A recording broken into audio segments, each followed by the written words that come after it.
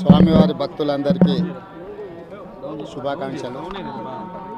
తెలంగాణ రాష్ట్ర ప్రభుత్వం ఏర్పడిన తర్వాత స్వామివారి దర్శనం చేసుకోవాలని ప్రయత్నం చేసిన ఎన్నికలు స్థానిక పరిపాలనలో కాస్త సమయం దొరకకపోవడం వల్ల ఈరోజు స్వామివారిని దర్శించుకున్నాం. రెండు రాష్ట్రాల సత్సంబంధాలు కొనసాగాలని, రెండు రాష్ట్రాల అభివృద్ధి పదం వైపు నడవాలని, ఆంధ్రప్రదేశ్లో ఏర్పడబోయే ప్రభుత్వము ఆ రాష్ట్ర ముఖ్యమంత్రితో తెలంగాణ ముఖ్యమంత్రిగా సత్సంబంధాలతో సమస్యలన్నిటిని కూడా పరిష్కరించుకొని కలిసికట్టుగా నడిచి రెండు రాష్ట్రాలు అభివృద్ధి పదం వైపు నడిపించే విధంగా ఒకరికి ఒకరు సహకరించుకొని ముందుకు వెళ్ళాలని ఆకాంక్షించను.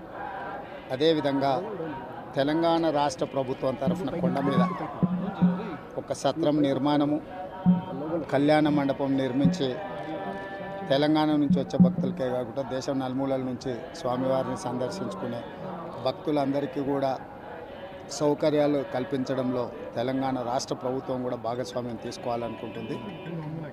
ఈ ఫలితాల ప్రక్రియ ముగిసిన తర్వాత తప్పకుండా తెలంగాణ రాష్ట్ర ప్రభుత్వం తరఫున సత్ర నిర్మాణానికి అవకాశం ఉంటే కళ్యాణ మండపం నిర్మించి స్వామివారి సేవ కొనసాగించాలని రాష్ట్ర ప్రభుత్వం భావిస్తుంది. తప్పకుండా తొందరలోనే ఆంధ్రప్రదేశ్ ముఖ్యమంత్రిని కలిసి విజ్ఞప్తి చేసి ఇక్కడ స్వామివారి సేవలో తెలంగాణ రాష్ట్ర ప్రభుత్వం కూడా భాగస్వామ్యం తీసుకోవాలని కోరుకుంటున్నాం. కొండ మీద రాజకీయాలు మాట్లాడకూడదు. తప్పకుండా మంచి వాతావరణం ఉంది, వాతావరణం కూడా అనుకూలించింది. గత సంవత్సరం కరువు వచ్చిన, తాగునీటి సమస్య ఉన్న సమస్యలను అధిగమించి మంచి ఋతుపవనాలు, మంచి కాలం అవుతున్నది. వానలు పడాలి, పంటలు పండాలి, రెండు రాష్ట్రాలు సుభిక్షంగా ఉండాలనే మా ఆలోచన.